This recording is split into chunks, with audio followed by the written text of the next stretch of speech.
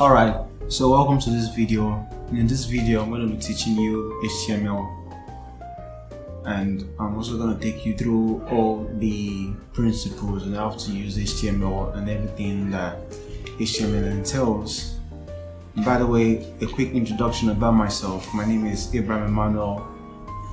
I'm a web developer at Boombai Computers Network Limited, and I've been writing code for a couple of years now, for like 4 to 5 years apparently.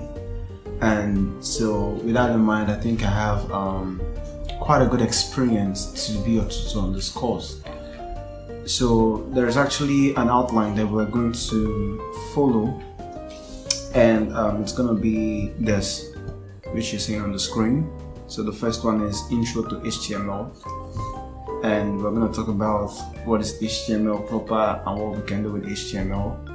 Then the next one, still on the screen, we're going to talk about the prerequisite, and what that means is the things you will need to have before you can start using HTML. Then the third one is creating your first web view, and what that means is using HTML to create the first content that's going to be seen on the website. And then we're going to talk about text, how we can use certain ways and elements to present some text and make them look different.